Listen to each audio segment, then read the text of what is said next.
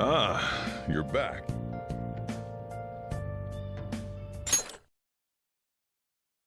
I feel like everybody has a video game that will always be so close to their heart that no matter what else they play, no matter what else they adventure into, they always find themselves coming right back to that game. That game for me has been this one right here. I got introduced to the series through Smash Bros. I was a huge Smash Bros head back in middle school 2019, and I bought the Joker DLC not knowing who the hell this is, bro. I didn't know who this was. I just thought he looked cool, bro. Anime character. And then I kind of delved deeper into what game he came from and eventually played the original Persona 5. I played that when I was like freaking 13, bro. I'm like 20. I'm damn near pushing 20 pushing 21 now. It's crazy. Throughout both the original version of Persona 5 as well as the like updated Royal version with the extra stuff in it, both of these games have left an impression in me that has yet to leave years and years after I originally completed them when I was younger. And now I'm kind of getting to the point where these games start to feel like home.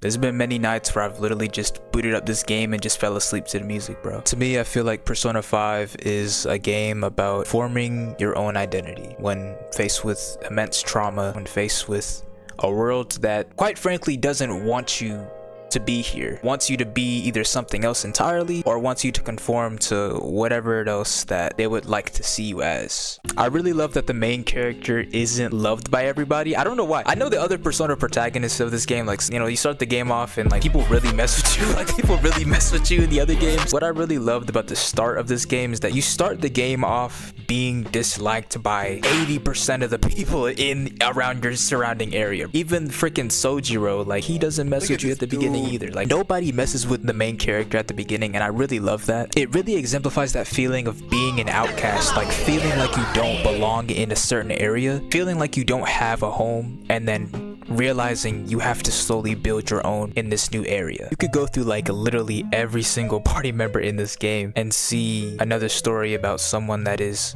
ostracized or someone that is an outcast in their environment and that just isn't accepted just as they are. You have characters like An and Ryuji at the beginning of the story who are seen as punks or delinquents or freaking eye candy for teachers. Their arcs have a lot to do with them reclaiming their own identities. Having a game where the central theme is rebelling against expectations and just having us start in that place of being overtly such an outcast at the beginning really kind of adds to that feeling of slowly finding your family, slowly finding the people that you will truly connect with. I really loved seeing how each new party member had their own story of being an outcast. Everybody in our party is someone that, at least by Japan's traditions or standards, would be looked at as, oh, they're different, they're not normal, something's wrong with them, stay away from them. And like that ironically is what connects everybody in the group together. I originally beat this game when I was like 13, 14 years old in like 2021. I went back and replayed it 2022, and then I think I replayed it again in 2022 to play Royal. So technically I've played this game 3 times, and yet despite that, like, I can still like I struggle to like fully let it go, bro. There's all these other amazing games out there that I need to get my hands on and try out, but there are some times where I literally like I just pop this game in and I just chill, bro. The best way to explain what this game feels like to me at this point in my life is like when you get your own apartment or when you move out of your hometown and then years pass. It feels like revisiting that same town, going back after you've already left, letting all those memories come back into you, bro. Like letting everything come back. I'll just let the game play. I'll just let it play and just let the music go, and it just feels like I'm visiting a childhood home, you know, when I boot up the game. I just think about all the ways in which it's impacted me, all the ways in which changed my ways of like approaching certain problems, certain ways that I think about myself, people around me, and how to better understand my problems. That freaking OST just follows me wherever I go, bro. I swear. I got a whole freaking Spotify playlist. I'm always listening to Persona music. If you see me walking down the street, bro, got something in my, bro, I'm probably listening to Persona music. It's always there, man. It's always there. And with the recent like tease of Persona 6, it feels weird to look back on this game as someone that, like, I feel old. I'm not even that old. Like, I feel old looking at this because it really has been like damn near 10 years since this game came out. Now I'm starting to feel nostalgia for a PlayStation 4 game. There's just something about just sitting up in that attic, man, and just reminiscing about all that stuff. I don't need to sit here and explain to y'all why the music is so good or what makes the music good specifically. There are amazing videos out there discussing that. But what I will talk about is my favorite song from the game. Now this is from Persona 5 Royal. My favorite song of this entire game is the song called No More What Ifs.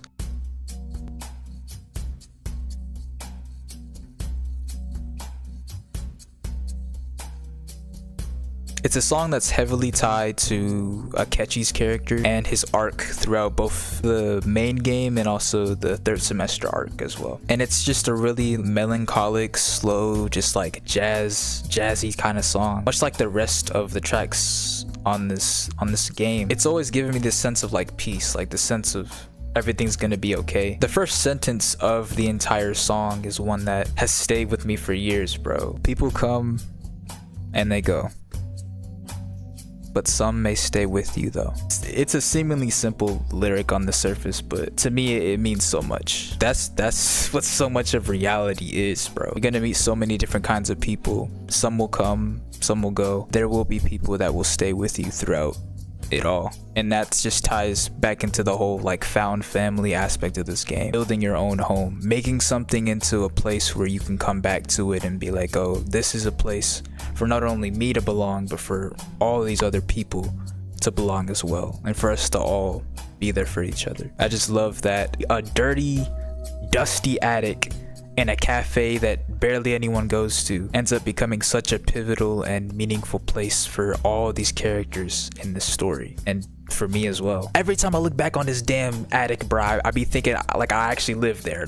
And it's just so cool to me that a game can give me this feeling of like revisiting an old home. I'm sure this is how a lot of people feel like when they revisit their old, you know, nostalgic games or games they played when they were younger, games they played when they were a kid. Revisiting this game just feels like going back home, man. I don't know how, like there's no other way for me to really put it. I think that line from No More What Ifs really ties not only into Akechi's story within this game, but also just the overall message of being an outcast and finding your own place in the world and defining that journey of like having to remind yourself like there are people that will come and go in your life. There will always be people that will stay, and there will always be the select few that will understand you. For the rest of my life, this game will always have that feeling of going home. It's nice to know that there will always be a game that I can boot up and just feel that sense of calm, that sense of nostalgia, being in that place once more, and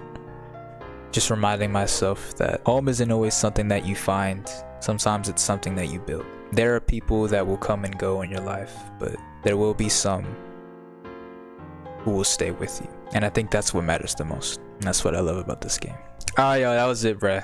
Persona 5 video. I'm really glad I was finally able to make this video. I've been putting it off for a long time. I had the script written for a minute because this really is like this game means so much to me, man. If y'all got any games that feel like home or it kind of give you that same feeling, please talk about it in the comments, yo. I want to see it. I want to read it. I want to know what makes you guys feel that way too, and kind of understand that and connect with it, have that conversation. I just want to make it known I did not start using Persona music just because a bunch of YouTubers started using this. I was onto this before. I'm not LARPing Persona. I'm not Persona LARPer. I've been on this, y'all. I've been on this. That's why I know I be knowing the best songs. I mean, thank you for watching this video and sticking with me.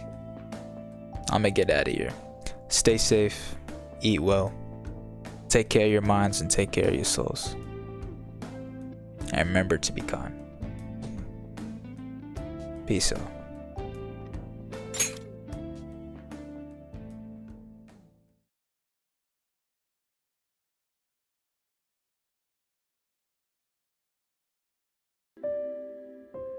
Being yourself doesn't mean you have to be content with who you are now. Every day is another chance to get up and do something to improve an area of your life. It sounds cheesy and patriotic. Even the simplest things like cleaning up or working on a hobby you've been putting off can make it all the difference in time. It's okay to feel like you don't have any place in this world. Many feel like that. But you must forge your own path, and eventually you will find your place, your home. You just have to stop being content with your life when it's low or depressing. You have to wake up, get out there.